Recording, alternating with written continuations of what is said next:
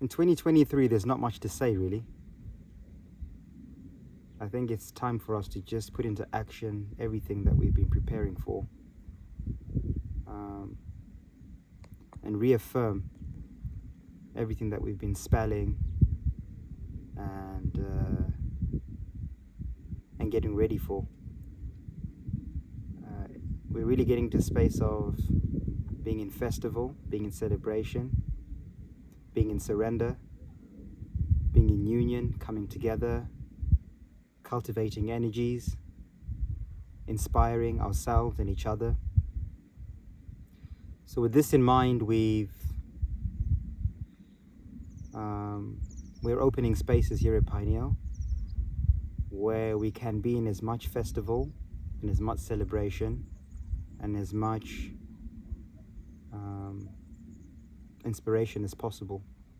And one of these platforms is our new podcast, DMT, Deep Meaningful Talks, where we're going to open up our intimate selves to dive deep into our thoughts, our projections, our emotions, our dreams,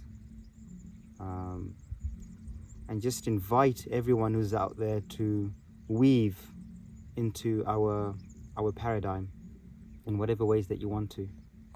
So Deep Meaningful Talks, DMT at Pineal, which is launching imminently.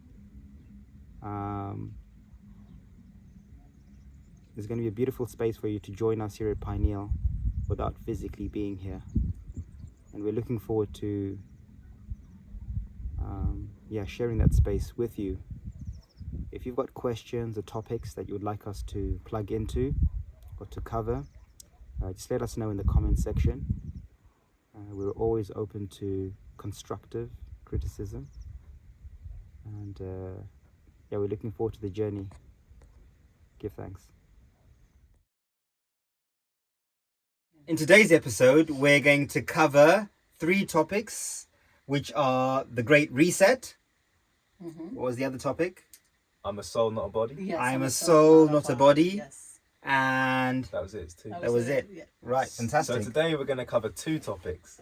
But I'm like, okay. Yeah. Okay. So today we're going to cover 2 topics. I'm a soul, not a body, and the Great Reset. Jar, do you want to kick it off? Yeah, sure. So for the last month, we've been doing our UNA, United Natives Assembly Sovereign 101 course. And on this, you'll find the first topic was, I am a soul, not a body. So we thought we'd kickstart the DMT podcast speaking of this, because this is the fundamental and foundational principle that allows us to see everything else with the right perspective. So when we understand that we're a soul instead of a body, we can come from a godly perspective rather than a carnal or material perspective.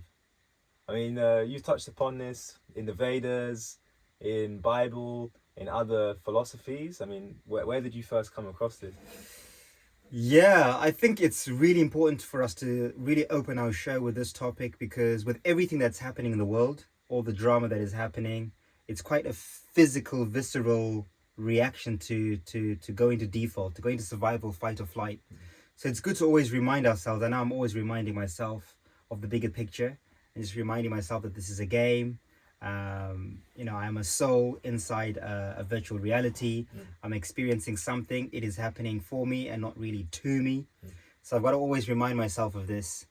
And I think, like most people, going back to your question, like most people, my awakening began from that perspective of actually self-realizing that I'm more than just the name I was given, or the race I was, or the place I came from, or the personas that I attached to. So I think a lot of people who are watching will resonate with this. And it's a really good time now, more than ever, to remind ourselves and each other of the big picture. I'm a soul, not a body. I'm inside a virtual reality. And all of this is a play that is scripting out and playing out. And we can all choose to embody certain characters or or scripts as we go along. Mm. What do you think, Royal? Yeah, for me, I think it started similar. Is when I realized that God is within and not without, so that everything, all the power is within me. I think once I realized this is a game, like a video game, and I'm a character, I choose my character, everything is planned by me. And like Agua said, it's not done to me, but I did it to myself. I think that changed that changed the game for me. That's when I got empowered. And I was no longer, I didn't have a slave mindset. So yeah, beginning with we're a soul and not a body. Once we have that understanding, everything else it changes the game for you. Yeah, it changes the game. And is that like an ongoing process that you're going through? Like you're constantly having to reinvent yourself and remind yourself? And is there a process that you're going through with that? Yeah, definitely. I have to constantly remind, because obviously we're deprogramming. So it's definitely a constant reminder of my divinity and who I am, who I truly am, and that I'm a spirit within this vessel experiencing something, and returning back to self. So yes, it's a constant reminder. I constantly have to remind myself as I'm living in this matrix that we're in. How about you, Jay? What's your process? So mine started around 2015, and I was sat with a lecture with a monk, and the first topic is you're a soul, not a body. So what does this mean? I'd heard the word soul and spirit, but never really quite understood it. Always understood that it's something, you know. So whenever I thought of souls, I thought of your grandma that's passed away, that, you know, sometimes makes noise in the house or does certain things, kind of more that superstitious space. But when it was delivered in a way like you're the driver of the car, you're not the car, that's when it was like, okay, so there's something more than just this, or the person I thought I was that has to achieve certain things and earn a living, all these kind of things. It broke that illusion, and it gave space for this soul or this energy to then come to the surface and start to make decisions for the body rather than being controlled just by the body. So I think that's the process for me, is like understanding the decisions I make and seeing when they're coming more from the body and when they're coming more from the spirit, and just to observe both and see what happens when both are switching over and taking control. So this has been the ongoing part, really. What it definitely has allowed is a lot more forgiveness, like true forgiveness within, is to be able to see that it's all a journey. There's nothing that you do that is wrong or right in the space of it's all a lesson. So if you're able to see it more from a zoomed out perspective, you're able to course correct much easier rather than lingering in excitement or guilt or any of those emotions. So. Wow. Do you think it's also like, well, at least for me, it's quite liberating when you realize that, because you almost defeat death.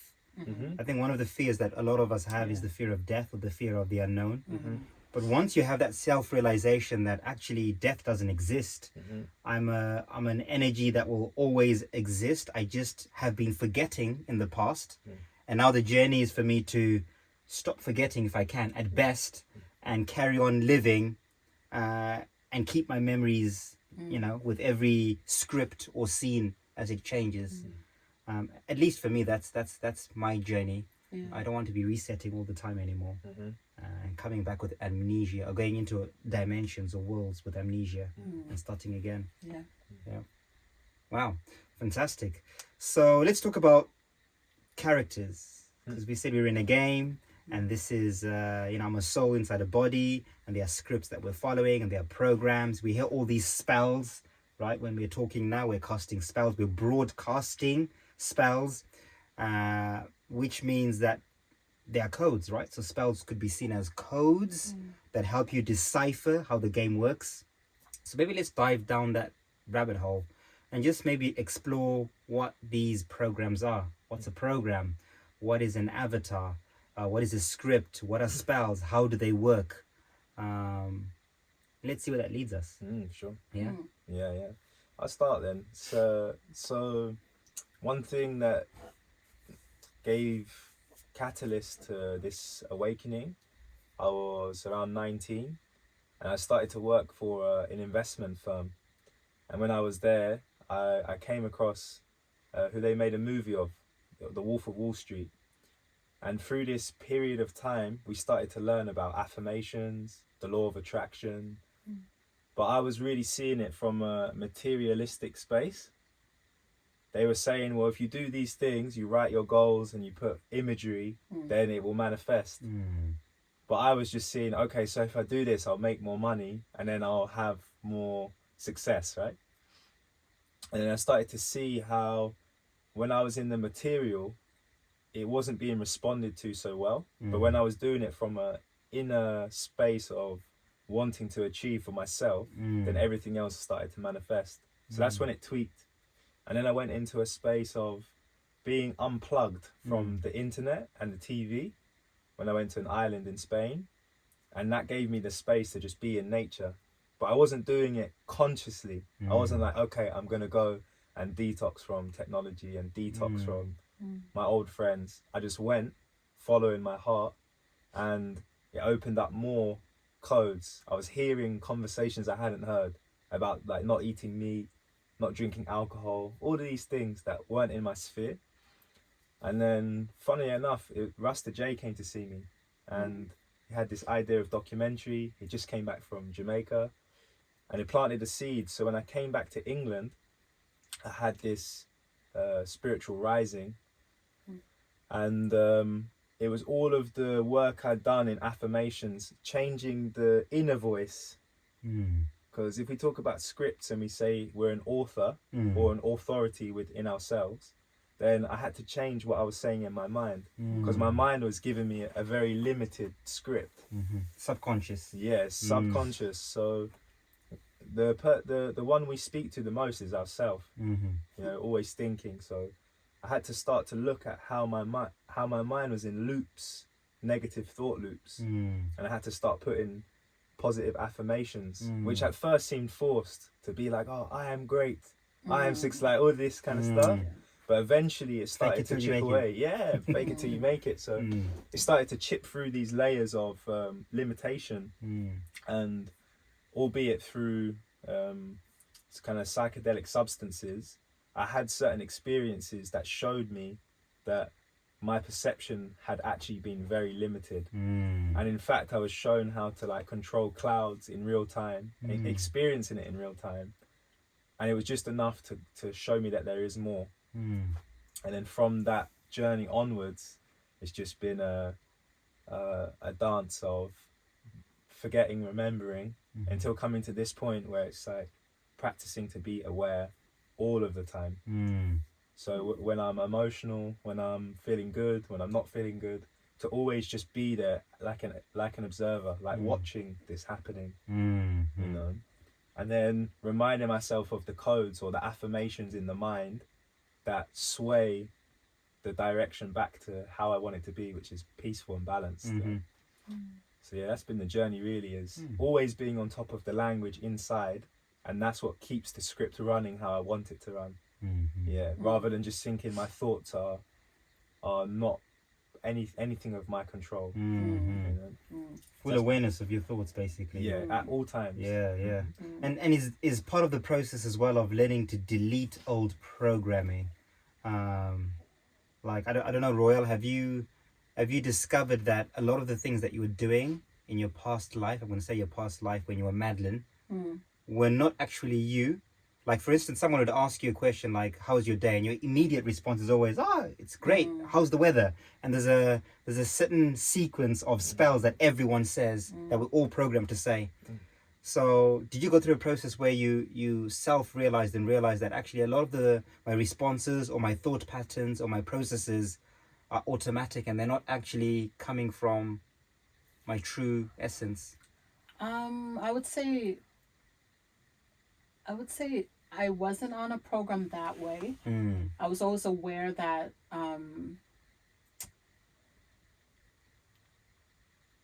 there was a true me, and I wasn't allowed to be that me in that setting where I was, Madeline. So I was that made me very mute, that made me dimmed, I found, or dull. So I wasn't able to express myself that way, I would say. But coming to Pineal is when I think I fully embodied who I truly was. Yeah. So is this from when you were a young Future? I would say since I was young. Oh, okay. I just knew I couldn't be me. Mm-hmm. That I wasn't, almost like I wasn't allowed, or there wasn't enough space for me to be who I truly was. But I didn't have an understanding of what that meant fully.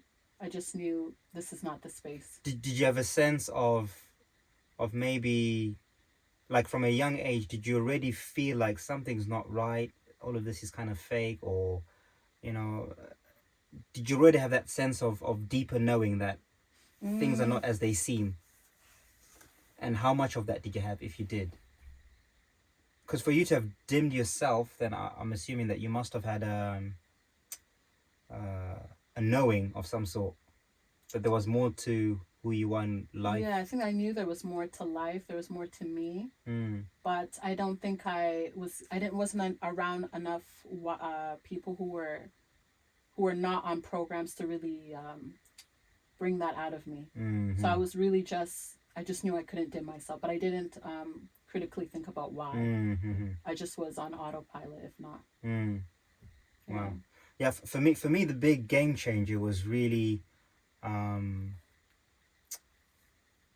realizing that, like Jar said, that there's a voice in my head that is saying one thing, and a lot of the time there are versions of me that are behaving and saying a different thing.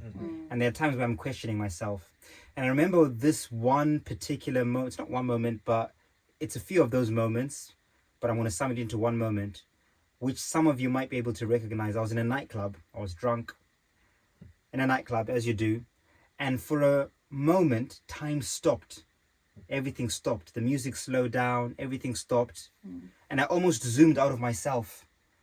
And I thought it was hilarious. Just looking at everyone, I was like, wow, we're all these people. We're in this room, drunk, trying to get laid, trying to get, just up to all kinds of craziness. And it all just didn't make any sense at all. I saw myself in third person in that moment.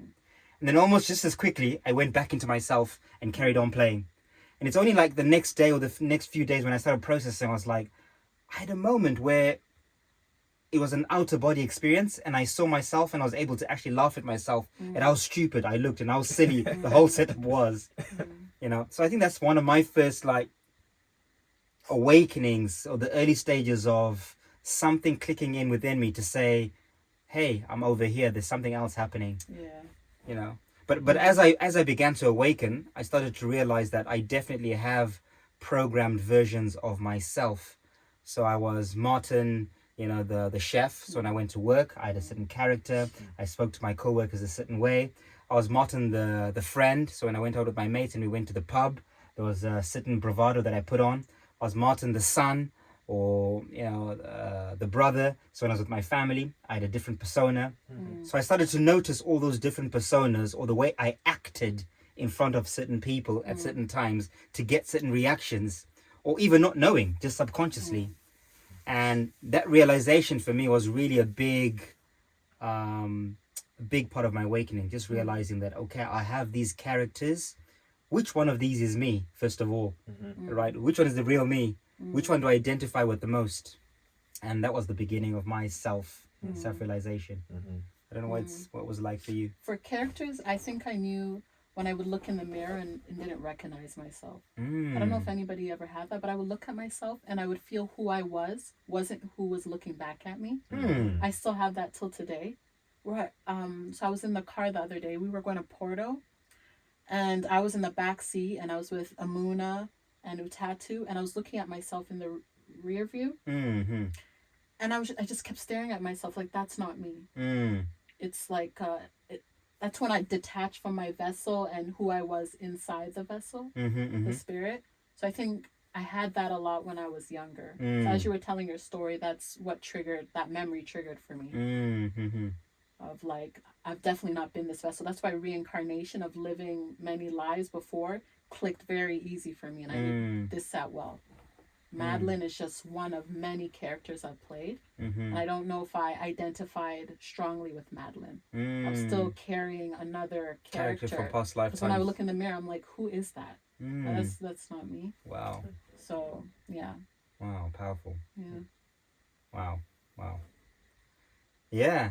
What's been your journey with the characters? Is that something that Yeah, for sure. you've experienced? Yeah, for sure. Yeah. And as we're discussing, I'm really thinking, when does your spiritual rising really start? Because there's moments I remember being really young, you know, like 7, 8, Yeah. and there's moments where I'd have like conversations with myself, and I think, so who was I speaking to then? Exactly. So when I'm having that private, like, you know, please wanting something, or whatever it may be, who was I talking to? Yeah. You know, your what higher was my self. faith? What was my belief then? Yeah, Yeah. not your imaginary friends. Yeah, no, Yeah. but I was talking to a power that I Yes. knew was Your higher self. Yeah, yeah. So Or speaking to the characters. Yes. yeah, but sometimes it wasn't for anything extremely like Spiritual. gratifying. Yeah. Mhm. It was like, maybe I'm playing a game console and I can't beat the boss. Yeah, And I'm yeah. like, oh, please, you know, please. Like, who was I speaking to? Yeah, yeah. Clearly, there's an awareness until it's like either boxed into a religion or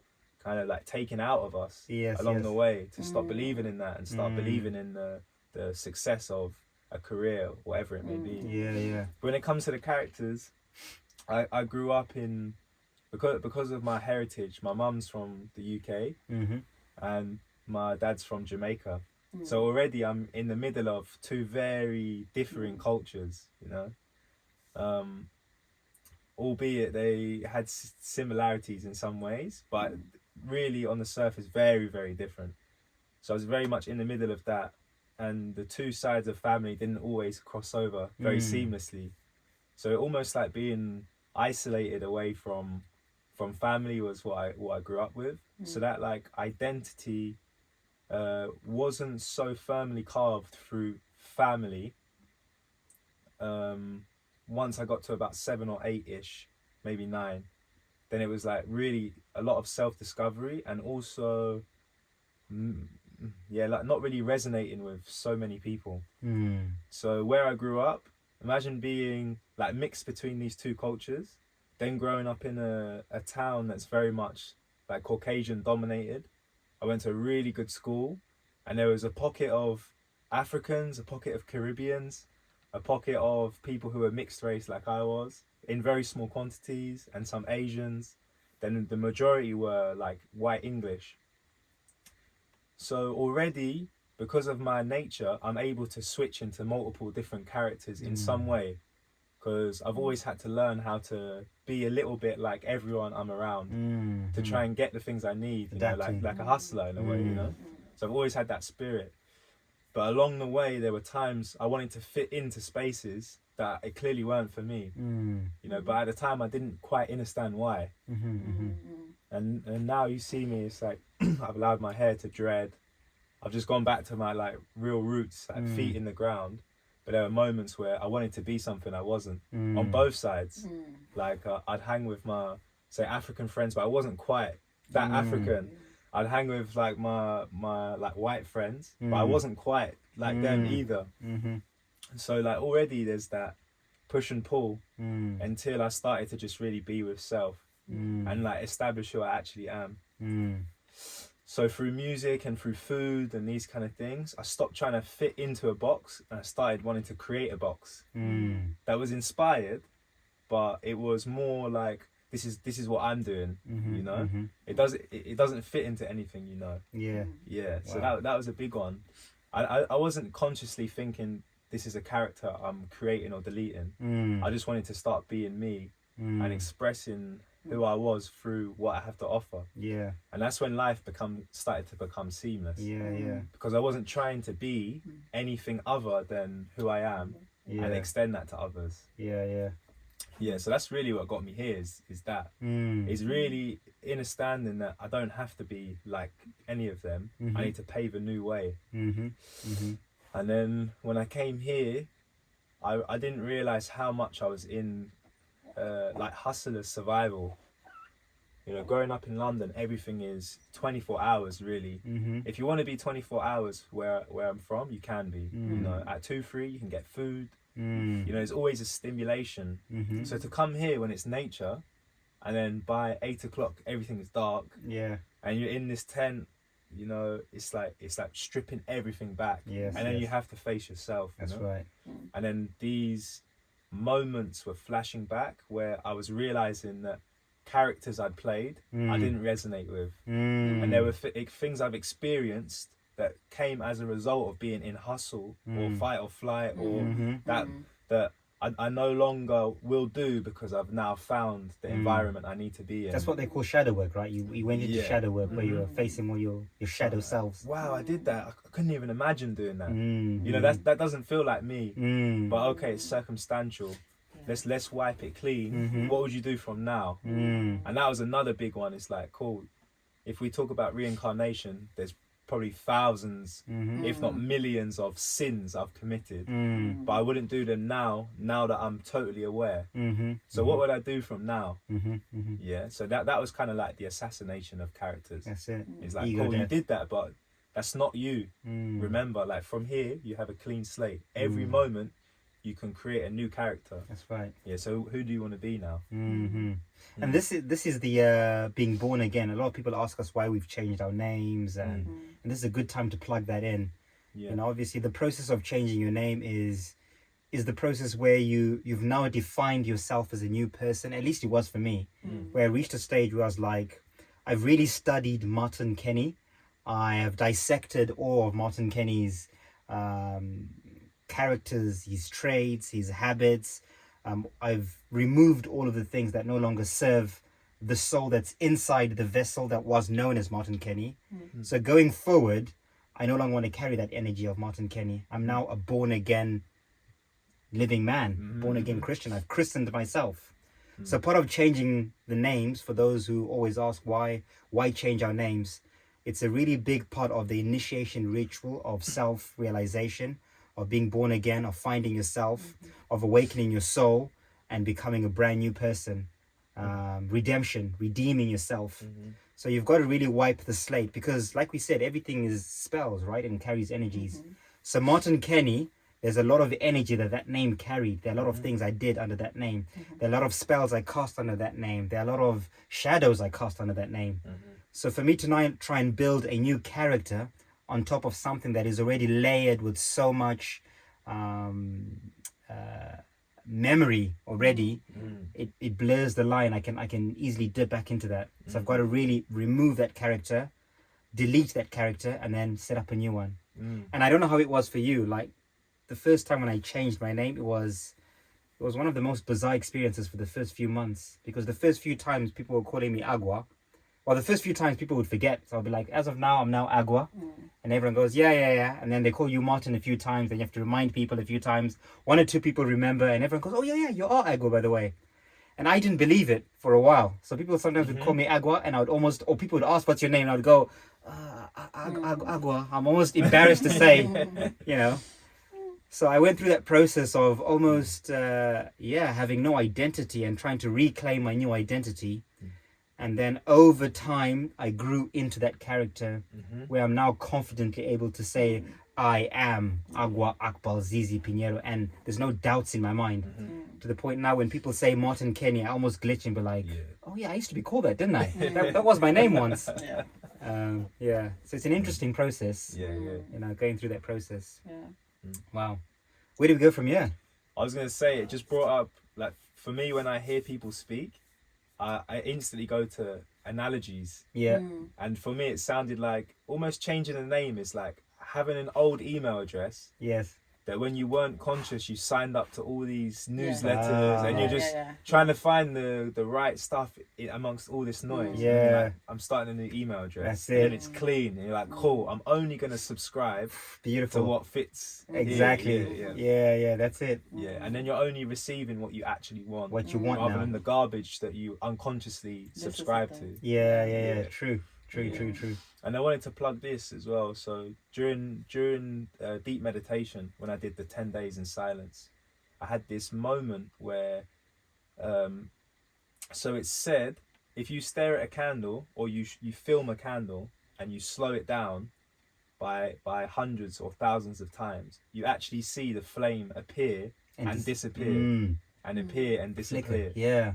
But to us, it looks like it's like this, right, all the time. But actually, it's like disappearing, appearing, disappearing, appearing. And that's the same for us. That's what frequency is how frequently you're disappearing and reappearing. That's right. And when I understood this in the meditation, I actually had a visualization of self where everything went like black, like completely black. And I was this green energy in the center. Very difficult to describe, but that's how the best way I can. All black, and then I'm a green energy that's just flickering like this. So it's almost like I'd slowed down to actually experience that I'm disappearing and reappearing like this, like just pulsing. Yes. And that was the moment it actually like was understood, not theorized. Yes. That I was like, okay, we can actually start from this Moment to moment. onward. Moment to That's moment. what moment to moment really is. Yes. Is in this moment I've just disappeared. Yes. How do I want to reappear? That's right. And that's what the shadow work again is. It's like disappearing and then reappearing as a new character, disappearing, reappearing. Yes. As a big moment. Wow, that's amazing. And this ties us into our second topic of today, which was the Great Reset, which is a buzzword that has been termed and coined, and we all heard of the Great Reset in some capacity. But it's interesting because, you know, this process that we've gone to, this sovereign process of self-initiation, of renunciating our old version of self and creating new versions of self, is a reset in itself. Yes. So the Great Reset really begins with self, right? You've got to reset yourself first. And if you're doing it at a time when the rest of the world is resetting, then you're on time, really. You're in sync with nature. So, what's your take on the Great Reset? Royale? I'd love to hear your perspective. Well, my take on the Great Reset is that's such a that's a big question. So the Great Reset, basic. Well, what comes to mind when you hear that term? When someone says Great Reset? Great Reset. That's where I was getting to. Yeah. Like, what the basic terms of what I think of is the world is resetting. Everything as we know it is wiped away, and a new way of living or operating or government is coming into place. So I think one world order, or new world order, one world government. I think of the Antichrist. I think of certain lands as we know them now not being that anymore. So borders changing, lands coming together, migrations, people moving, empty lands, islands, currency. One currency I think of, digital currency within the body. So these are things that pop up in my head. Everything being digital. Well, not everything, but not everything. Yeah, there will be organic. Yes, of course, but changing of timelines, resettings, like starting again, almost like rebooting the system. So the world has been operating under a certain operating system, certain software. And now the whole thing is basically being rebooted and upgraded into something new with different programs in different different streams. Wow. What about you, Ja? What comes to your mind when you hear the term Great Reset? I see it just everything shifting closer to source. So even the I don't want to say a side, but even the timeline that looks like some people call it Jabberwockies now. That makes you laugh. Yeah. Where people have inserted the graphene into them. That's the timeline that I feel is for the masses. And then there's the organic timeline of peoples who are erasing those old characters, realizing they're part of nature. Yes. And going back to the fundamental principles of nature. Yes. Which is the side I'm choosing to be on mostly. I think where the reset comes in, like we said, finance, education, the transfer of data or transfer of information, the transfer of assets, all these kind of things, that's part of the reset. But I think it's a reset of the mind as well. You know, in Men in Black, where they have that Yeah. that thing is like, Mm-hmm. it's gonna be like that, Mm. and we experience this in real time. That's true. If you look at most, they'll be like head into a screen, like this, Mm. scrolling mindlessly, right? Mm. So something they saw 30 minutes ago, they wouldn't remember Mm. because there's been so much stimulation. It's Yeah. almost like that flash Yeah. of like, boom, forget everything. Yep. Yeah, and then people just get on.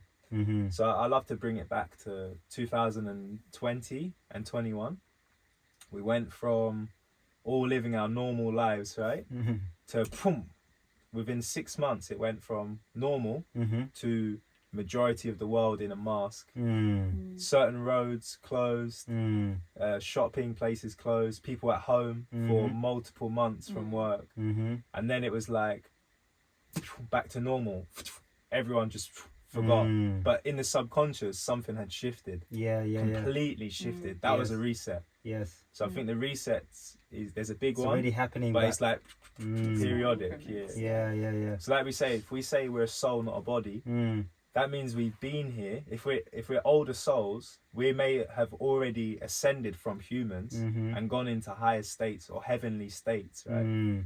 So from my perspective, it's been revealed to me that I've been in heavenly states and I've come back to earth. Mm. And in those heavenly states, what we call a day or a year or 10 years Mm. might actually be an hour Yeah. in that higher state of consciousness. Mhm. So we may see it as the great reset is it's going to be like a flash. And I think from our highest perspective, it is a flash. Mm. But on the ground, it's actually a process that takes, Mm. you know, many years to actually complete. Yeah, that's right. But there's going to be a moment that's going to feel like a flash. Mm. But there's so much that builds up to it. Yeah, you know? yeah. You know, so it's like right now it's like 2019. Really it's way before, but let's say 2019 was the real catalyst. Mm. That's when the kettle was put on the fire. Yeah. And now it's kind of like starting to bubble a little, and simmer. we're about to see it. Yeah, so we're Mm. getting to that point now, and I see that the finance collapsing. Mm-hmm. Many people talk of this, but I don't think they quite understand what that really means. Because it's not just about the money. Mm-hmm. It's not going to be just like, oh, it's crashed, there's a new currency, back to normal. It's going to be like, it's crashed, everything tied to it also has to reset. That's right. That's been the thing that's keeping it together. That's right. So if that crashes, all of the gas and resources have to crash. Yeah. All of the production of clothes has Yeah. to crash. Food. All of the production of food, transport of food, Mhm. the logistics of Communications. that, everything has to reset. Mhm. So what happens when you're living somewhere and everything you depend on goes off Mm-hmm. in a moment, Mm-hmm. and it's off for, say, a period of time? Mm-hmm. What does one do in that situation? Mm. Unless they're growing food, unless they have their backup power, Mm. what does one do? So you then have to sit down if you've not done the work, and you'll be forced to do the work. Mm. And I think that's what hell really is Mm. doing the shadow work almost by force. Yeah, by your heels. Yeah. Hell. Yeah, The hells of your heels of your feet. Literally, Yeah, that's right. Yeah. So I feel that this reset's happened. Mm. We were told in 2020 to sit down Mm. and start doing the work. That's right. And those that wanted to continue as they were, I think that's what the reset's really going to be. That's going to be the tribulation for the masses. Mm. So you either put yourself through it, Mm. or you're going to be put through it. That's Either right. way, you know. Yeah. Yeah. Wow. I think what really fascinates me about the Great Reset, because by the way, I agree with both your perspectives as well. But what really fascinates me is seeing all of this from a high perspective, or an astrological perspective, or a psychological perspective. So, for instance, just realizing when you say Great Reset and we're coming out of one script into another, what does that mean in totality? So, you know, things, for instance, like coming out of one age into another, one season into another, are good allegories for me to be able to relate or to give a picture of what that looks like in a relatable way.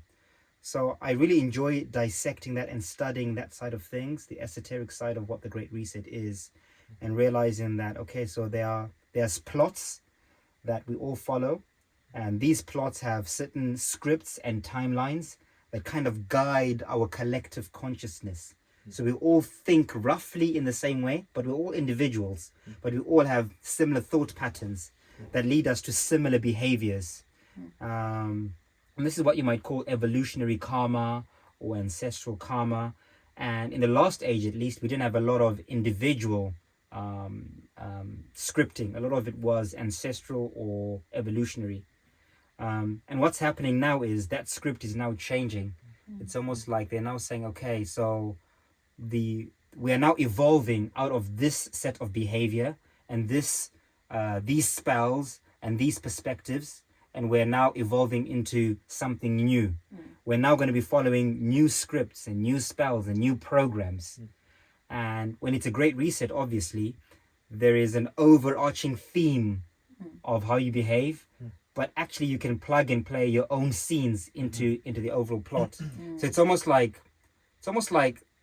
what was Nollywood or Bollywood is now becoming Hollywood. Yes. So it's one production studio now changing into a different production studio. So now that there's this new production studio, we can all create our own films, our own movies, our own scenes, which is exactly what we're doing here at Pineal, right? We've decided we want to create our own script, our own movie, our own characters, our own version of reality, which is a really big part of the reset, at least for me, is realizing how powerful I am. Like, I actually have a say in this. I'm not a victim in this. It's really an opportunity for the first time. You know, you talk about remembering in past lifetimes, yourself being in higher spaces. I have a similar thing, but I almost remember past resets, similar thing that's happened now. I remember being part of similar things. So this, a lot of the time, is deja vu. So there are times where I'm thinking about something, I'm like, I know this, I've experienced this, this sounds very familiar, this seems very familiar. And it certainly helped me with my process in making decisions and navigating my way through my own self-realization, making decisions. A lot of it has been the remembering of what went on in past resets, and then being able to remember that and pair it with this current reset. So I'm really enjoying that process of awakening my own ancestral memories and rediscovering all those memories that were buried deep in my higher self. First of all, peeling the layers of my ancestral programming, peeling the layers of my evolutionary programming, rediscovering my inner true self, and then remembering who I am, where I came from, and what I came here to do. So yeah, that's what comes to me when I think about the Great Reset. I think about the power of manifestation and creation. And that's another thing. I don't know what you guys think about this, but I find that a lot of people seem to be stuck in this loop of the Great Reset and holding on to the old and holding on and almost being a victim. Like, I can't believe what's happening to us and why is this happening? And at the same time, while a lot of people agree that the old script and the old programs were toxic, a lot of people don't want to let go of those programs because of fear of the unknown. Well, if we don't have those programs, what do we have? So better the devil I know. In a literal sense. So I speak to so many people who talk about, this is all rubbish, what's happening? And I'm like, well, why? I thought we wanted all the corruption to end. Well, yes, we did, but we don't want the system to end. We just want new, better leaders, which is what people are really saying. We want to be better slaves. We want a better plantation. And there's only a few handful of people who are like, no, to hell with it. Let's scrub the whole thing and let's start again. Let's start new laws, new countries, new identities, new programs, new spells, new scripts, new languages, new fashions, new technologies, new perspectives, new consciousness. Let's recreate reality, a completely new movie. Let's not redub any movies. Let's create a new script and a new movie. This is what really excites me. No, more than anything. Same as well. Yeah. And I found that a big point of change was when you ask yourself the question of starting a new nation, for example. So the nations we perceive at one point never existed. That's true. So the limited perception feels that everything we see that wasn't determined by us directly, like every country, the flag was always there. Yes, that's right. Russia was always Russia. Zimbabwe was always Zimbabwe. That flag always existed. Actually, no, it was someone's thought. Yes. So are all those peoples who started those nations, are they more intelligent than I am? Are they more special than I am? Are they somehow more connected to God or the Most High as I am? And when I ask myself that question, I'm like, well, actually, no. So then what can I start that's more in line with self, rather than keep looking externally for something to come and save me, or someone to come and save me, or someone to come and organize for me. Actually, like, what can I organize for myself? And it's funny, I watched the video of it looked like the old country in the US, and there's these people in their kind of like cowboy hats with that old like country slang kind of voice, and this guy's like pointing to a machine, and they're like, what's that? He's like, oh, it's a washing machine, it'll wash your clothes, the water goes in this drum, and then he starts talking about a fridge, and this is obviously, now we see it everywhere, right? And then they literally say to him, yeah, it might be more convenient, but actually then we work for you. So although we've got our time back to make more money, actually we're making the money to pay you for these things that we already do now. Wow. So we're self-sufficient now. If we start getting that to be more convenient, Yes. we'll end up working for you, because we need more money to get those things. That's So as right. we've come back to nature and we're going back to roots, you know, growing the food, watching that process, as we're looking after the waters, as we're starting to make our own clothes, make our own music, we realize that actually the power is in the creation of these things, Powerful, rather than the end result of it. That's right. Yeah, but we've been programmed to see the end result, the it. goal, the achievement. That's right. You must do this to make this, to get that. But actually, no, let's start from zero and realize it's already here. Yes. And now the process is, I must collect the nature to create that. Yes. And then that's actually the process. Yes. You have it from your own creation. Yeah. And that's where the empowerment really comes from. Yes. Yeah, at least from my perspective. You know? I have a really great question to piggyback on that. A lot of people quite often ask us, I'm sure you've heard this before, well, you're trying to stop this new nation and a new country and your own reality. How do you know that they are going to allow you to happen? Are going to allow this to happen? How do you know that this is even going to be allowed to happen? You're wasting your time. The other side, or the evil people, or whoever the boogeyman is not going to let this happen. How have you guys tackled that question? How do we know they're going to let us? How do you know this is going to work? Why bother?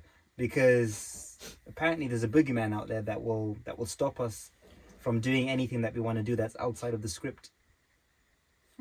So there's that fear of doing anything that's outside the box, or doing anything that's different. Well, what's coming to my mind is that we're moving from a Piscean age into an Aquarian age, which is, Aquarian is like more innovative. It's like taking things into your hand. So it's the water bearer, whereas Pisces was really under like religion and dogma and being controlled, really.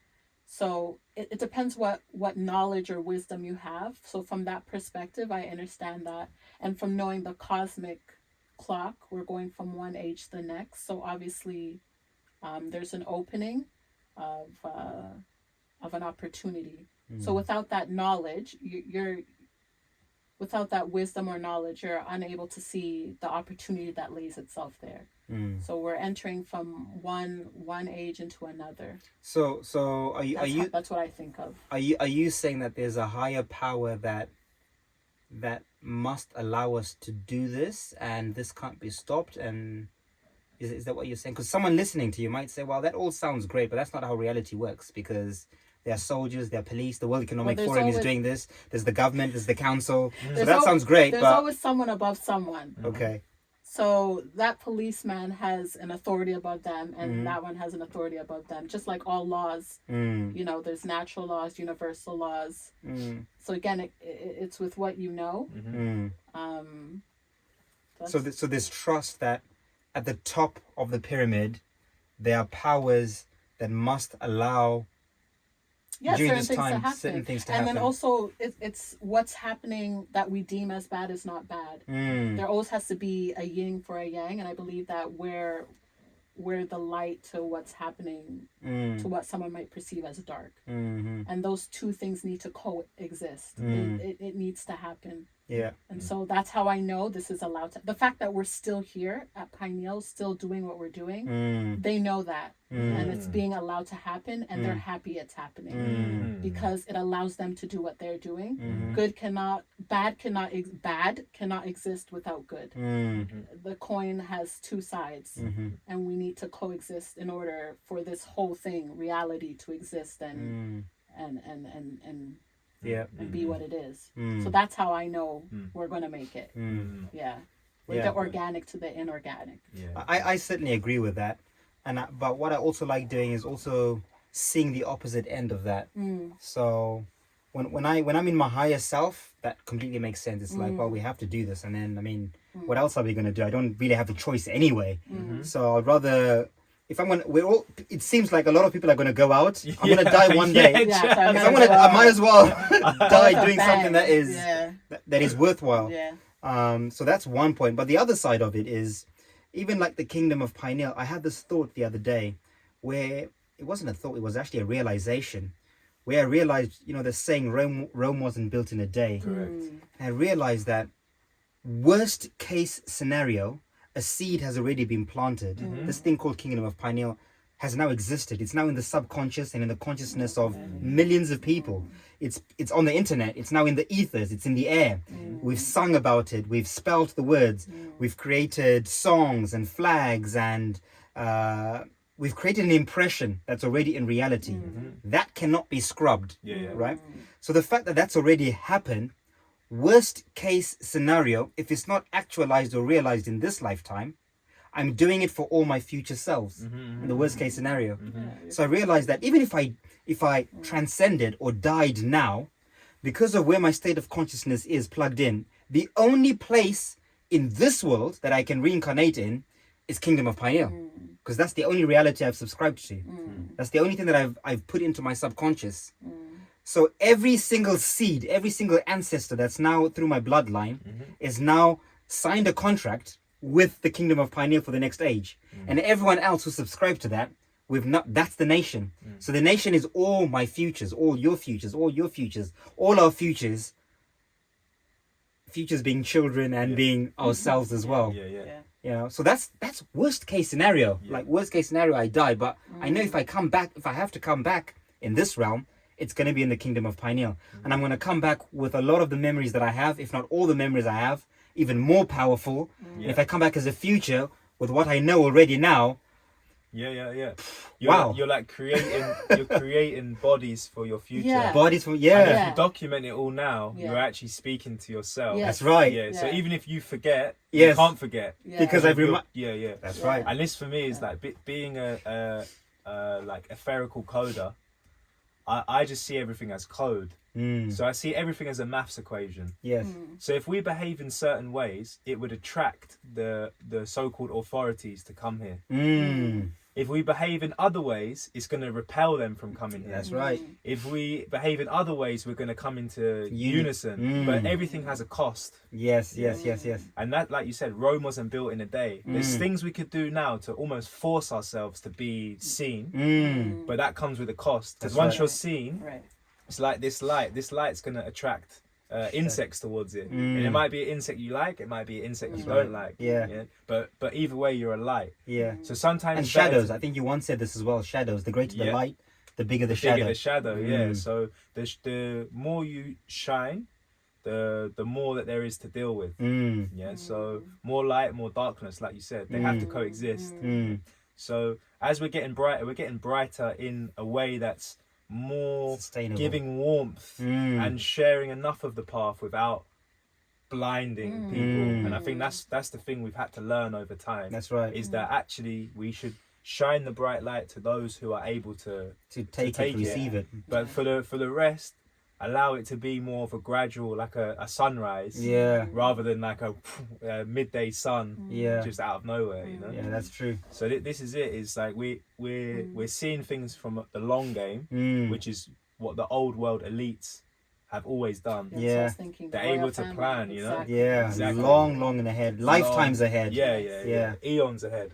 So if we're the original coder of our individual soul, and we're saying, cool, this is the timeline. And I've agreed to these contracts, if you will. now we're in this point where we're aware and we've got the keyboard in front That's right. of us, and we're like, okay, cool, Yeah. I'm gonna code this. Yes, So, and then now we're living it. that's right. So we're just having to be patient, really. Exactly. Assassinate those characters, like Yes. you said, that don't serve. Mm-hmm. Be that flicker of a candle. Cool, I'm about to reappear as this next version, That's right. and then just allow that timeline to play out. Yeah. But the script is either already written or we're writing it. Yes. Yeah. Yes. But either way, I know that it's the right path. Yes. Because if we read the current scriptures that the collective are going off of, Yeah. we're doing everything it says to That's do true. in there. That's true. Yeah. Yeah. That's true. So really, we're not putting ourselves in a box, Yeah. but we're behaving in the way that's been ordained by. That's right. The- We're following the plot, but writing our own script. Yeah. Correct. Yeah. Wow. That's so true. That's a really beautiful realization, I think. It's very empowering. It's very empowering when you Yeah. see life from that perspective, to say, I'm actually doing something that's beyond even this lifetime. Because a lot of people, depending on your level of consciousness, because that's a really good plug-in.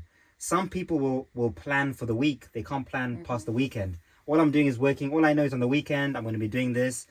Beyond that, I don't know. Some will plan for end of the month. I'm going to get paid end of the month, and end of the month, I'm going to buy this, I'm going to do this, Some will plan for the holiday at the end of the year. At the end of the year, I'm going to get my bonus, Christmas time, I'm going to go on holiday for 2 weeks, Some plan 10 years ahead and say in 10 years' time, I'm going to retire. In 20 years' time, I'm going to retire. Once I've retired, I can relax. Some will plan, and that's where most people stop. Really, they stop Retirement, there. Retirement. Once I've retired, this is as far as I can dream weave, or I can spell, or I can code my reality. The elites, what makes you an elite, an enlightened one, is someone who sees light beyond that, who's able to say, well, actually, no. Even after that, even after this lifetime, what am I coding for myself? If I have to come back and reincarnate, what am I reincarnating into? What's my plan even beyond that? Yeah. And the further out you can cast that net and that web, the more you're gifting yourself. You're giving yourself more presence. The present, you're presending yourself presence. That's the spell, right?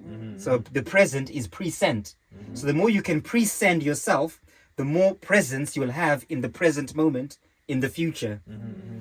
So this is the magic of what we're doing, at least from my perspective, that it's so beautiful, because we're doing something far beyond the here and now. It's so futuristic, but it's also here and now, because there's also magic in being in the space that we're in now and doing what we're doing that's the moment to moment. That's the real part, is Yeah. enjoying the process, not the end result. That's right. And then you get so much more Yes. presence. That's right. Yeah. Also, because I've always toyed with the idea that what if reincarnation is not a thing? Ooh, What if you do only live once? that's true. But if you look at the most biological perspective, Yes. everything in existence in nature wants to replicate itself. That's right? right. That's the basic fundamental of being carnal Mhm. is reproducing yourself. Right? It's the basic goal. So even if I don't come back, reincarnation doesn't exist. Yes. YOLO, right? Yes. Then at least my seed is going into the vision. Yes. So at least whatever comes from me, Yes. however I reproduce, they're going to experience on my behalf. That's right. Then I can go into even more selflessness Yes. of like, cool, maybe I never come back again. Yes. Maybe yes, I yes. do go into the dirt and that's it. Like, Yeah. consciousness gone. Yeah. But at least the next ones will experience a more substantial life, or more of what I'm experiencing now, Yeah, and yeah. better. Yeah. That's a form of reincarnation in a way. That is the ring. Yeah. Leaving So, a legacy. so even if the consciousness reincarnation of soul goes to a new body, Yeah. in the most carnal form, you do reincarnate. Yeah. A Yes. version of you Exactly. comes back Exactly. again. Yeah. Yeah. Oh, that's so true, and that's even more selfless, because if you think about it, because that's a good argument. A few people will argue that actually reincarnation doesn't exist. You live this one life, but because we know that we're energy, I think this is now pretty much standard. The argument is what happens to that energy once the body terminates. So there's a group of people who will say, well, your body goes back to source. I've heard this a lot. You don't come back, you just go back to source. You come here, you have one experience, you leave an impression, and you go back to source consciousness, and you become one with the whole. So, and then those people, a lot of the time will argue, so there's no point in doing anything. Just, YOLO, live moment to moment, because you're going to go back to source. And it's like, well, actually, that's really selfish. That's, what a selfish way to live. So even if I am going to source, that's a good point that you're saying, and I'm not going to be coming back, at least let me be selfless enough to say, if someone had done this for me before I came here, I would have been so grateful. Yes. So let me do something that I wish had been done for me. If someone had created a kingdom of Pineal that lived a certain way and behaved a certain way and had certain things in place, and I was incarnated into that, even in that one lifetime, wow, what a beautiful experience I'd have had. Let me try and give that to somebody, anybody else, even if it's just one person. That's how you impress. The impression is That's that. right. Yeah, that's the legacy. That's when I feel that's the highest level of praise. Yes, is yes, that yes. you've left something beyond. Yes, So much so that people only thank you. that's right. You know, and Yeah. then in a way, I think that debris of energy, if there is no reincarnation, is somehow kept alive. That's right. Through the word of Yes. Yeah, yeah. that's right. Yeah. Yeah. But I have to say that I'm a strong I don't want to say believer, I want to say knower. I'm a strong knower that for sure this is a game as far as I'm concerned, and there are different layers and there are different levels to the game. There are different cycles. So I definitely subscribe to the idea of reincarnation for sure, but I don't think reincarnation is a set program for everybody. So I think there are some people who are here and they will need to reincarnate a few times, come back, keep playing the game, plugging in. Then you get to a certain stage where you become truly selfless and detached, but you're also invested in doing something selfless, like a Jesus or a Buddha or ascended master or a saint or a yogi. And once you've reached that stage, you get the option of moving on to a higher level of game, what we might call heaven, Eden, Shambhala, whatever you want to call that. So it's an option to go to another higher level of game. But those places, in my opinion, are not places where everything's just perfect and you're living there and you're in bliss and it's just, you know, I think it's just another level of game. There are also your own tribulations and trials you have to go through. You go there's a baby and you start again and it's hard. But this time, instead of having to face the policeman, you're not having to face maybe a dragon. I was gonna say or a literally demon. a dragon. Yeah, literally what I You know, came something to. a bit more. Yeah.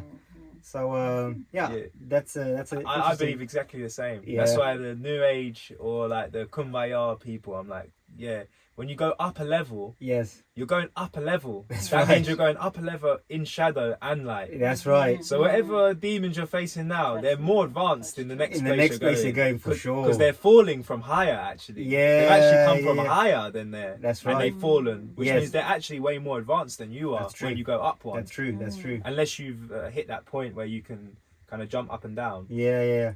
But if you're going into, say, the 5D, Yeah. those demons have dropped from the 7. That's the right. 7 and the 6. They're powerful. That's right. They're Yeah. evolving, and you're evolving, And you're evolving. and you're Yeah, crossing yeah. over. That's true. So you might have to get, what's it when it comes on the games, like wasted. You know, when you have Yeah, to yeah. reset. Yeah. Maybe that happens a few times before you're like, oh, right, cool. When the dragon comes this time, Yes. I need to. Yes. But that's what it's like. And I wonder if that's what a lot of people like you said earlier on, that I went to a higher level and then I had to come back, because I hear a lot of people say that, and I think I've got an element of that where I feel I've been somewhere, but I don't think I was there for very long.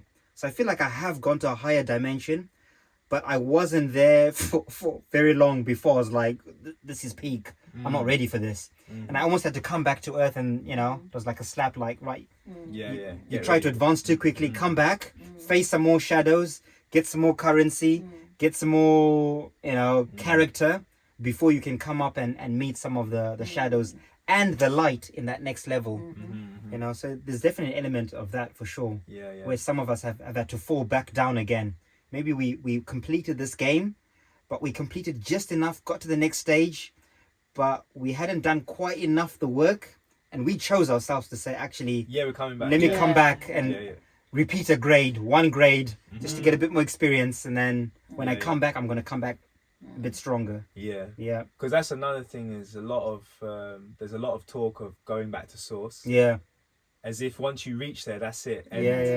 But actually we still have free will there. So everything runs off free will from bottom to top. You choose to come down. That's why we say the power's with us, right? Yes. Because we're choosing each. So even when we go back to source, we actually can come back away from source again. We can make it all the way back and then be like, no, I actually want to go back into the cycle of birth and death again. And some may say that's crazy, but like you said, there may be strands that need to be ticked again. when I've had conversations with people like that, I used to call them kumbaya people, but that's a bit derogatory. So I've stopped doing that. But when I've had conversations with people like that, oh, we'll just go back to source, and all this thing of games and levels is crazy, and when we die, we go back to source, and I'm like, well, so what does this source mean to you? And look, what does that mean? And a lot of people will say, well, you're just in love and you're in bliss and you're one with everything and you don't have to worry about nothing. There's no duality. Everything is just oneness and wholeness. Like, so that's what you're seeking. Like, yeah, of course that's what I'm seeking. Like, well, why do you need to die to experience that? Yeah. You could literally go to the Himalayas and do that now. Yeah. Just go to a cave somewhere and renunciate all pleasures. Stop eating the beautiful food you're eating. Stop going to the shops and driving your car and living in your house and being on your device. Stop doing all those things and you'll be one with source. Yeah, that's what source is. Source is nothingness and everything. But you enjoy experiencing those things, right? You enjoy food. You enjoy sensations. Yes? Yeah, I do. So what makes you think that's going to stop when you die? If you're enjoying it now, what makes you think that's going to stop? If you were sitting in an ashram somewhere or in a tree or in a cave and you're saying, I'm just going back to source, and you are naked, no clothes, no nothing, and you're just waiting to transcend, I would believe you. Yeah. But if you're sat there with your phone and your car and your possessions and your house and your car and your it's like, well, you're not ready for source. You're, it's true. Yeah. You're still enjoying pleasures. It's okay. It's not a problem. Enjoy them. Yeah, that's the trick. Like we said, fall in love with the process. Yes. Because the process is enjoying or experiencing the sensations. Yeah. Not always enjoying. Experiencing them all and being grateful for them. Exactly. Yeah. Acceptance. But it's also like, because it gets mixed up with detachment sometimes. You guys find that? A lot of people talk about detaching. You need to be detached. And then it can be quite extreme when people detach and then they're almost spiritually bypass, we call it. And they keep slipping because they're trying to... I think that's a form of like escapism. And Yeah. that's because of the age we're in, Pisces. Very like when you feel a certain way, you want to revert back to what you think is safe. And so for some people, they think that's source. Yeah. I think that. I'm trying to attach. Yes. You're trying to attach. I'm trying to attach. Yeah. Yes. I'm trying to. If you imagine, like we spoke about this earlier, right? Like power and circuits. So imagine I've got my plug in my hand, and I'm like, cool. What am I going to plug into? So I'm going to charge things with my plugs. That's it. I'm not going to detach and then And just keep all my energy. No, I'm like, all right, cool. I've got 5 plugs. Yeah. Where do I want to plug them into? Yes. I want to healthily attach. Yes. Actually, I've got all this energy. I'm going to attach my energy to this, Yes. and this, and this, and this. That's right. But does it mean it's permanent? No. At No. any point, I can go. I can pull it back yeah, out. I'm going to be like, cool. Where do I want to attach now? But each time, those attachments are going to get me closer to where I want to go next. That's right. Or what I want to manifest next. That's right. Yeah. And that's the space I'm in now. It's Yes. not detaching. It's learning when to detach from things and when to attach. Yes. And have that healthy balance. It's almost the same as the sovereignty thing, right? It's almost like realizing that to be sovereign, I need to delete my old character. Yeah. And then waking up and going, I'm no longer Martin Kenny. So who are you now? I'm detached. I'm nobody. So we're not going to call you anything. Nope. I'm nobody. I'm nothing. I'm nobody. I'm not attaching to anything. Well, then how do you operate? How do you... Your game stops there. Your game stops there. Yeah, That's the your, end. Your involvement in the game. You're now an starts. NPC, Yeah, non-player character. Yeah, literally a biological NPC. Yeah, that's right. So you really want to attach to something new. Okay, I've detached from Martin Kenny. I'm now attaching to this persona. I've detached from this citizenship or beneficiary. I'm now attaching to this nation or this identity. So yeah, I think that's really important. Learning to, and that's the next step for a lot of people in the sovereign space or creative space or awakening space. What do people reattach to? So many people are so focused on detaching. We don't like this. I don't like this. I don't like this. I don't like this. That's great. We all know we don't like the banking system. We don't like the elites. We don't like the education system. What are we going to do about it? Let's create new ones. Oh, I don't know. It's like control. It's like, well, if we have nothing, then we're just in limbo. It's lawless. Yeah. And it's chaos. There's no order. There must always be order. So if we're going to destroy this current education system, what new education system are we going to plug into and create? If we're going to destroy this form of government, what new forms of government do we create? Because governments are there to what? To help structure and keep order in place, right?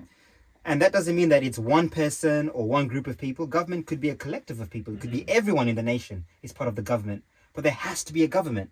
And a government means that governs the mind. Yeah. And governing the mind is the people who make the decisions, or the people who guide the decisions, or the people who help to shift decisions in certain places. So that's really important, I think, going forward, is getting people to really realize this, because that's something that we face a lot, right? At Pineal. People say, you know, we're repeating the same mistake. We're creating governments and flags and countries and kingdoms. This is exactly like the old thing. Well, like, it's nothing like the old thing. If you read our manifesto and constitution, everything we're saying is nothing like the old system. Yeah. Yeah. And I feel that the more we look at the sigils that have been used to help control us in our slumber, the more we can understand why things like flags are so important. I covered this in the Sovereign course. We have it's pictured as the all-seeing eye. You know that symbol like this. Yes. But actually, we have what's called the RUS, or the reticular activating system, which is inside the brain, and its job is to take imagery or sensations and like organize them. Yes. So, for example, I know how to open this window, but if you give me 100 different windows, I'll know how to open all of them. I won't have to look and start figuring it out. That's My right. brain doesn't go like every time I get to a door, I don't know what to do. Imagine that. So your brain starts to group things together so that you're able to see the things that you want to see and delete everything else. Wow. So, for example, if you went into a market and you're looking for oranges, you'll see nothing but oranges. You'll delete all the broccolis and the cabbages and the apples. Your brain will just pick out in the room all the oranges because it has that ability. So when we see certain brands, that's why people will go into a shop and they'll go straight for a certain brand. That's right. Because their RAS system, which is the impression, it's basically like a Polaroid. Yeah. So every time a logo is put into the mind, it's like a Polaroid. It goes in and then it starts to like produce itself in the mind. Yes, and it becomes like an image. That's right. So we have to recode. That's the deleting of characters. Yes. Is reshaping what you're putting into the mind as impressions, Yes, and then yes. getting rid of and burning the old ones. That's right. The ones that don't serve, that keep you in loops, and starting to put new impressions. So we have to have something like this, because each time we see it, it's reinforcing that impression, and it's actually deleting an old one. Yes. So like on your devices, it says, storage full, and then you have to go back through and you're like, well, that's literally what we have to do to ourselves. All technology is a reflection of self. 100%. So when we treat ourselves like a technology, we're like, okay, cool. We need to see this. We need to see like the way we're dressed. We need to listen to our songs, because they're reinforcing the things in the mind that keep us on the path we want to be on, not the path we've come away from. But they're so deeply ingrained, those impressions, that it takes work. Yeah. I love this part of the topic where we talk about manifestation and magic. So is there a case to say that if you believe in something enough and you code something enough in your mind, in your brain, because I think it's fair to say that we create our own reality. We've heard this, right? The secret, the law of attraction, all of these things. So if you program something in your mind and you believe something enough, and there's enough of you that are charging the same belief and the same knowing, you have one mind, right? Which is a government, basically. If you have that and you're charging that space, eventually, like you said, everything that is not in alignment with that thought frame or those symbols will have to begin to disintegrate, and reality will begin to have to shape in the favor of what you are charging. Yeah, 100%. Right? So at some point, people say how the kingdom manifests. Well, it will just manifest because we are living it. And then we'll wake up one day and be like, oh, wow, we've actually done it. Like, how did this happen? It will just happen naturally because you've been so focused on it. You won't actually have to be conscious of the process. You only have to be conscious of the plugins that it's an equation that you're putting. Like I said, my mind works mathematically in that way. Like I said, like a coder, it's all numbers. So let's say our end result is the number 9. Yes. Your way might be 6 plus 3. Yeah. Mine might be 7 plus 2. Yours might, but we're all going to the 9. That's the individualism within a collective manifestation. But if the law of nature has said, this is the equation. Find your equation to reach 9 Yes. that suits you, but plug into 9. Yes. But if you start doing these things, you're actually targeting 8. You're not going to get 9. That's right. Yeah. So like, I feel like everything has an equation, an energetic equation. You do certain things, you get a certain result. That's right. Yeah. That's what the attachment is what result are you charging. That's right. For the end. Yes. And if you want something beautiful, then you have to like code what gets that end result. Yeah. But if you don't do it with intention, then what are you doing, really? Yes. You're just kind of flowing, right? Yes. And what stops belief? Because if we say if you believe something enough, you can achieve it. If you put enough energy, what stops people from manifesting that magic? In my belief, it's fear. Right? It's fear of the unknown, it's fear of making mistakes, it's fear of being judged, it's fear of being of not fitting into a certain box. So for you to be able to fully manifest something, you've got to overcome your barriers of fear. So the fear is the devil. That's the real devil, it's the fear. So obviously the bigger the manifestation that you're making, like you're saying in the equation, there's an equation to that. The bigger the manifestation, the bigger the numbers, really. And the bigger the numbers, the bigger the shadows, the bigger the light. So something like creating a new nation, what we're doing, creates a lot more attention, a lot more energy, a lot more focus, a lot more dedication, a lot more fearlessness, a lot more. And the more you're charging into that, obviously, the more you can amplify or shed light on that manifestation. Do you feel that sometimes the fear is not that we're inadequate? It's actually that we're very, very powerful. That's right. But accepting that power would mean you have to delete old perceptions. That's right. That's it. I agree. I agree. So perhaps it's like the fact that you actually have to get closer to source in order to unlock that, which means that you are connected to source. Yes. I think maybe that's the part that maybe the fear comes from. Yes. Is that actually now you're aware, which means you know everything you do has a consequence. That's you can't right. just be blind to it and turn a blind eye. And you can't spiritually bypass, because this is another example that I love. I'll meet a lot of people who are so spiritual, so evolved. They've had a Kundalini awakening, and they've met Source and God and all these things. And then I'll say to them, wow, that's fantastic. And they say, I'm sovereign and I'm free. And I'll say to them, right, okay, let's take a trip. Let's go to this country. Oh yeah, I just need to get my passport. I say, well, if you're sovereign and you're free, you don't need a passport, right? You don't need permission, because a passport is permission. So if you're sovereign and free, you don't need a passport. Oh yeah, but I have to follow these laws. And so you're not sovereign and free, because you're having to follow laws and you have to ask for permission from somewhere to go from point A to point B. And at the border, they can actually turn you away, right? They can say no and send you back. So the fearlessness or the true spiritual awakening are the people who will either do one of two things. One, they will say, I am going to travel and I'm not going to go with a document, and I am going to go through. I believe it. And there's no fear. And they'll go to that border and they'll do whatever they need to do, and they're going to get to the other side regardless, right? And if you have enough belief, in my opinion, you've really got to have some serious kahunas to do that. Enough belief to do that. The other one is to say, hey, I'm a God, I'm a creator. I've got the God force within me. I'm going to create my own document, because I know that the plug-in of this game is to go from point A to point B, is to have a document, which they call a passport. So I'm not going to use that document. I'm going to use my own document that I've created. And that's what I'm going to be presenting. And then it takes a certain amount of energy to embody that, which is a big part of the process that we're going through here at Pineal. To be able to one day, as a nation, as a group of people, really with authority say, this is who we are, this is what we're doing, this is what it is. And obviously it's got to be in alignment with like you were saying, the astrological ages and the timings, and like you said as well, the casting of light and shadows. Timing is so important. If you put too much light, going to a border now with the Kingdom of Pineal passport is a lot of light. Are we ready for the shadow that we cast back just yet? Have we done enough shadow work? And if we've not done enough shadow work, it'll be peak. So we've got to do the shadow work first until we've done enough shadow work where we're like, you know what? I'm ready for whatever shadow might come.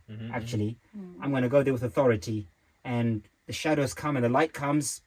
it's not going to blind me, you know. But you guys believe everyone's always manifesting though, because really manifestation is just thought and emotion. Yeah. It's where those cables. Yeah. Because some people think their cables are just set.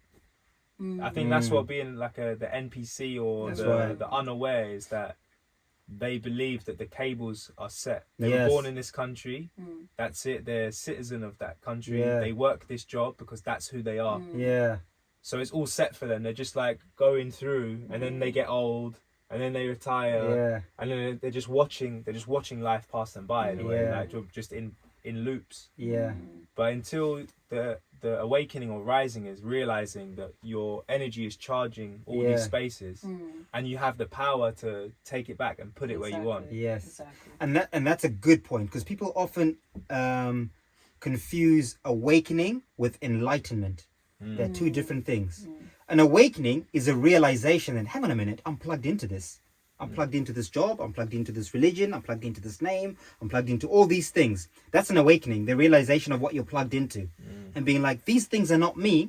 They're things I'm plugged into.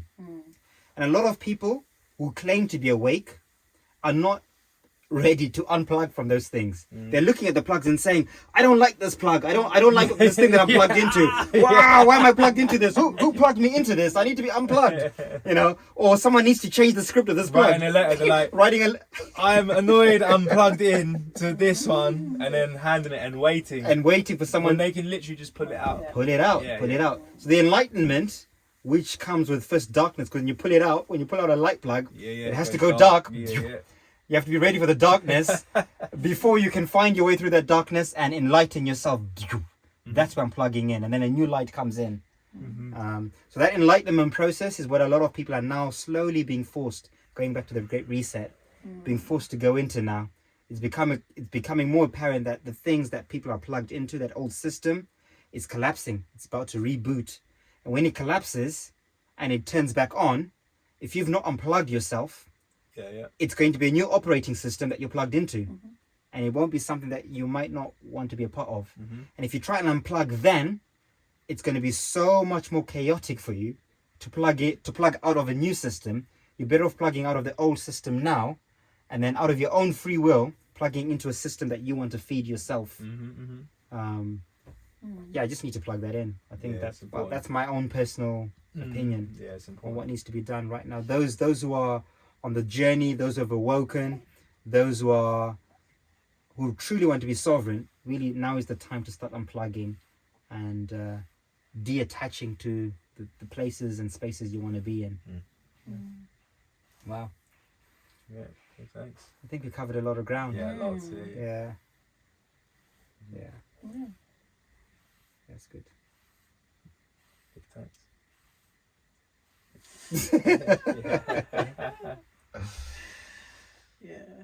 Give thanks for all for joining. It's been an absolute pleasure. This was the first episode of DMT, Deep Meaningful Talks, and we'll see you on the next one. Give thanks. Give thanks. Give thanks. Give thanks.